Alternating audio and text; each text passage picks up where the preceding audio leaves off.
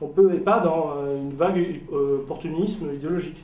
C'est là où on peut par exemple, toute trace économique, l'économie elle laisse des traces. Je peux vous donner un exemple. Je ne sais pas si par exemple l'économie détermine l'amour ou dans quel domaine, etc. Ce que je sais, c'est que votre banquier, qui est votre compte en banque, il en sait beaucoup plus sur vous presque que votre psy. Vous voyez, là c'est concret. Je vous donne un exemple.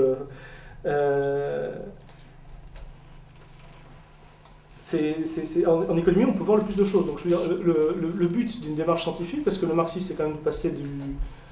Quoi qu'on le veuille, c'est le passage de ce qu'on appelait le socialisme utopique au socialisme scientifique. Alors, attention, c'est modeste le terme de science. Hein. Ça veut dire qu'on se soumet à toute une analyse argumentée, réfléchie, on avance des arguments, on est prêt à se faire réfuter. Hein.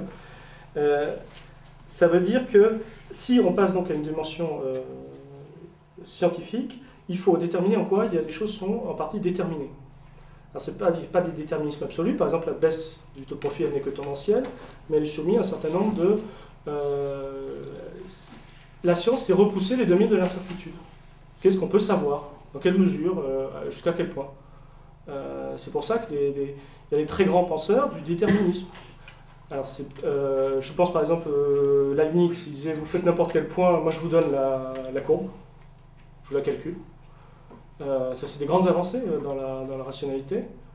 Freud, il va vous dire, par exemple, dites un chiffre au hasard, vous croyez que c'est au hasard, ça ne sera jamais au hasard. C'est soumis à des lois de l'inconscient. Ça veut dire quelque chose, ça exprime quelque chose, c'est pris dans une symbolique. Pareil pour Marx, vous avez des déterminismes en économie. Mais attention, ce sont des gens, c'est parfaitement scientifique au sens où ce ne sont pas des déterminismes absolus. C'est pas comme la chaleur dilate les corps, on n'est pas en sciences dures. On n'est pas dans le scientisme qui est le fait de plaquer des lois des sciences dures, des sciences naturelles sur les sciences humaines.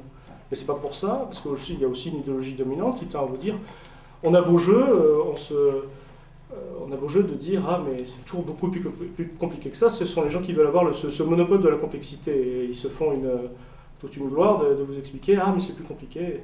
Oui, mais alors qu'est-ce qu'on dit? Qu'est-ce qu'on peut affirmer? Il faut se poser la question que se posaient les grands encyclopédistes, hein, d'abord Montaigne, que puis-je savoir?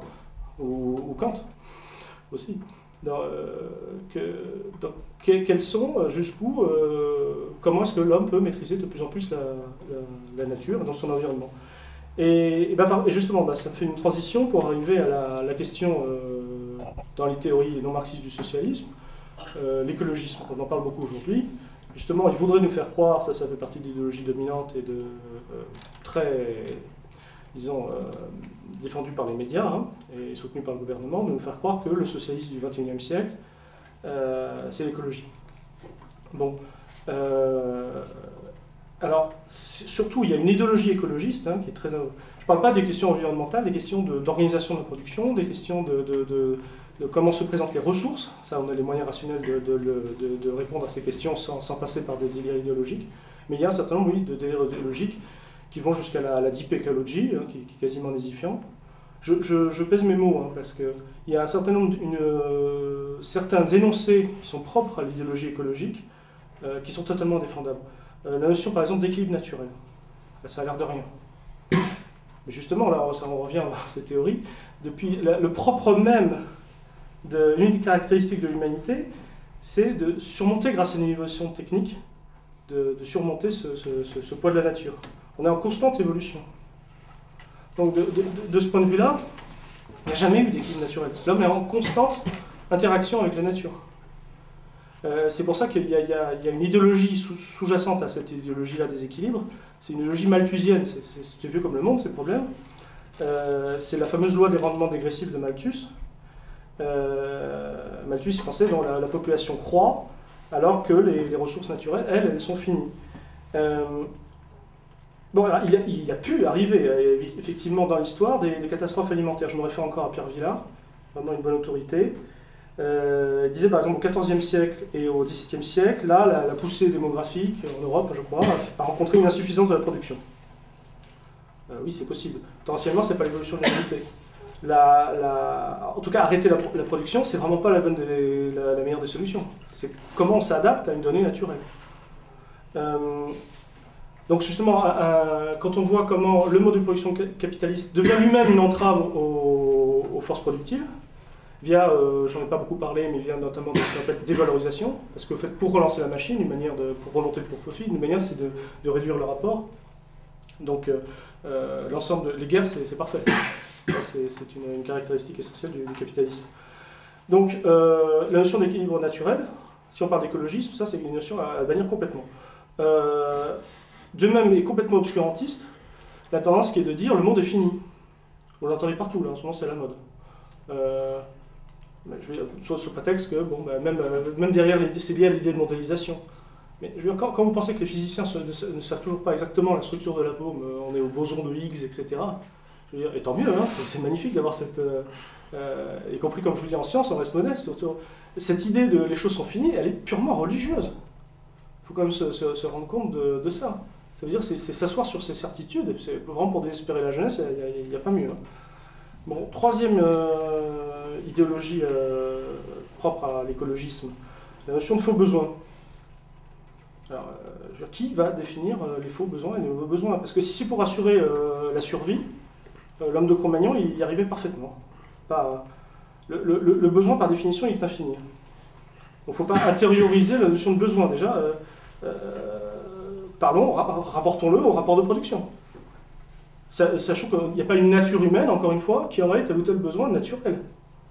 Tout ça, ça dépend de l'organisation même de la société. Donc parlons vraiment politique, parlons allocation de ressources, parlons rapport de propriété.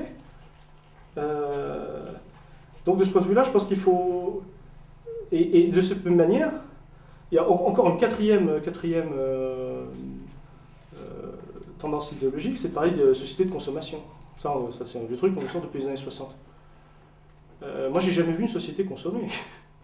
S'il y avait bien une société de consommation, moi j'y vais tout de suite. Une société où tout le monde consomme. Ça s'appelle le communisme. Ce que je vois, c'est des classes qui consomment, et d'autres qui ne se consomment pas.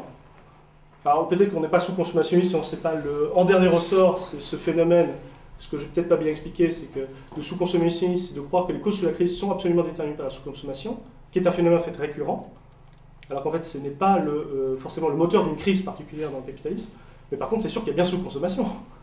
Il faut quand même insister là-dessus. Alors nous, communistes, on ne va quand même pas commencer à expliquer aux gens que vous consommez trop. Donc, il va falloir avoir beaucoup de courage pour aller à l'encontre de cette idéologie dominante qui commence à régner à gauche. Il faut replacer les choses dans une perspective concrète et politique. Bon, alors j'en termine sur quand même la façon dont on détermine le communisme.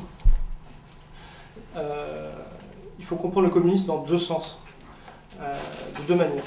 Il y a le communisme comme mode de production. Il faut comprendre d'abord que c'est un mode de production, sens différent du mode de production féodal, du mode de production esclavagiste, du mode de production capitaliste. C'est quelque chose qui n'a pas encore eu lieu. C'est difficile de penser quelque chose qu'on ne vit pas, par définition. Simplement, de même qu'il y avait des îlots capitalistes dans le mode de production féodal, il y a des îlots de communisme dans le mode de production capitaliste actuellement. Faut pas non plus se leurrer là-dessus, on est toujours déterminé par nos rapports de classe, hein, ça continue à jouer, mais ils existent néanmoins. Je ne pense pas que ce soit à partir de ces îlots qu'on puisse simplement en phagocytant les choses, changer le système. À un moment, il faut une prise de l'État. Il faut vaincre la contre-révolution. C'est ça que je veux dire. Mais il faut voir le communisme dans ces deux manières. Il y a deux définitions. Il y a pour Marx, le mouvement qui abodit l'état des choses présent et le mode de production à venir. C'est imbriqué, c'est lié, c'est dans une relation dialectique. C'est pour ça que, par exemple, il y a une très belle formule de Gandhi, bon, c'est pas spécialement marxiste, hein, c'est certain, mais quand il dit « Soyez vous-même le changement que vous voudriez voir dans le monde », elle est très juste en tant que militant, c'est important de réagir en communiste, être communiste, au-delà du marxisme, c'est important, il ne suffit pas d'être marxiste, hein, être communiste, ça s'apprend pour toute une vie, comme être marxiste d'ailleurs. Mais attention, qu'est-ce que c'est vraiment être communiste? Qu'est-ce que c'est le mode de production communiste? Il faut savoir aussi que c'est un mode de production qui n'est pas encore réalisé et qu'on doit réaliser. Voilà donc pour ces théories du communisme actuellement. Oui, j'oubliais une chose très importante. On a bien vu que donc toutes ces contradictions économiques, elles créent, on a dit sur le profit, des crises, etc. Et surtout la montée des classes, la montée de la contestation sociale. Et il ne faut jamais oublier donc justement que la solution est politique. Comme disait Marx, qui a pourtant travaillé des dizaines d'années sur l'économie politique, il disait toute la merde de l'économie politique débouche sur la lutte des classes.